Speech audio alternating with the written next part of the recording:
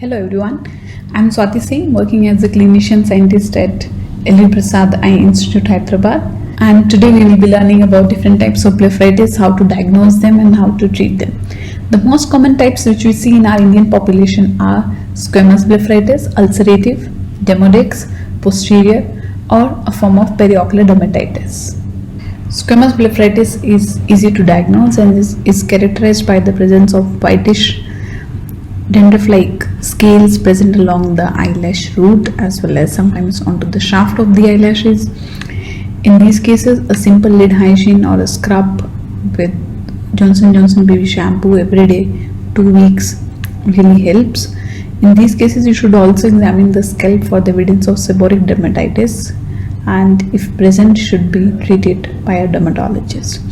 Really, you would need help of an antibiotic or steroid ointment to take care of the blepharitis component.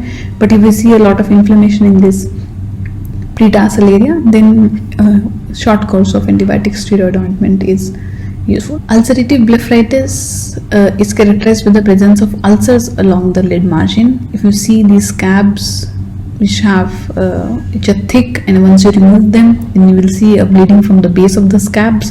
So typically in these cases, it's a bacterial infection of the lid margin, where you see a lot more of inflammation compared to seborrheic dermatitis. The scabs are typically situated in the eyelash root, and then you see the same kind of thick scales within the eyelashes. A lid hygiene similar to squamous blepharitis, along with an antibiotic ointment, either chloramphenicol or topical ciprofloxacin or moxifloxacin, usually takes care of the inflammation. Systemic antibiotics are needed in cases where there is a recurrent attack of ulcerative blepharitis, or if the patient is not responding to the topical therapy, then an antibiotic sensitivity test is helpful. Demodex blepharitis is now being picked up more because we are more aware about it.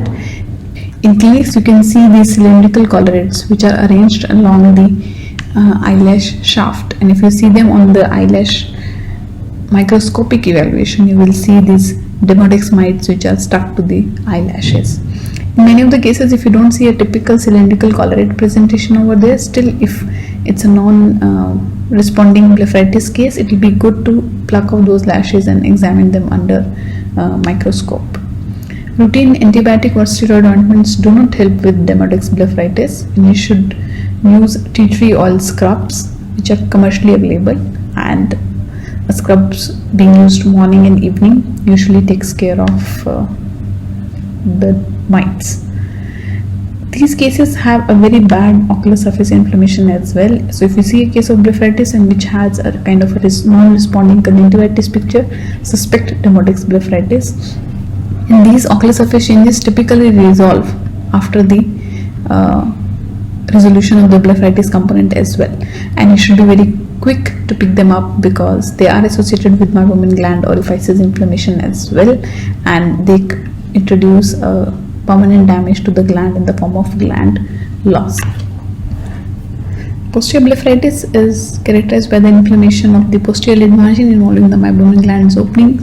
In these, eyelashes are typically spared, and you can see an increased vascularity of the lid margin. And if you express the eyelid meibum, you see the altered quality in the form of thick, turbid or a paste-like meibum being expressed. In these cases, warm compresses are advisable so that the obstructive glands get open up, and also to take care of the small amount of inflammation and the possible bacterial infection, you can give a short course of steroid antibiotic ointments. These patients usually would help with lubricant use as well because they have a deficiency of the lipid component of the TFL. In these cases, you should also look at the telangiectasia beyond the lid margin. If you see a telangiectatic vessel in this periocular skin, it is usually seen in cases with acne rosacea which need a systemic management by a dermatologist. Periocular dermatitis is not a form of blepharitis. In this, the eyelashes are typically spared, but the environment of the periocular skin is very similar to the other form of blepharitis, where you can see telangiectasia and edema of the periocular skin. These patients will give you a history of eye drop use, most commonly antiglaucoma medication, and a simple drug withdrawal will take care of the periocular inflammation. It usually takes 4 to 6 weeks for the changes to regress. But in cases where there are very severe changes, you can use a topical steroid ointment. Warm compresses are something we should very commonly advise to our patients, but we really do not know how they'll be doing at the home, what kind of material and the form of heat they would use, and how long they would be doing the warm compresses. So this is a short video which takes you to the very commonly and very easily doable form of warm compresses. So there are many devices which are commercially available for performing warm compresses. Essentially, in the step involves that you wash your hands. With the clean hands, you can take any cotton cloth and warm it and feel the surface temperature, and then you apply it onto your eyelid for a period of 5 minutes. Following the warm compresses, you have to massage the meibomian glands vertically in order to express the meibum. So for upper eyelid and lower eyelid, you use both the hands. Fix the eyelid with one hand, and in the other hand you move the fingers towards the eyelid margin in the direction of glands.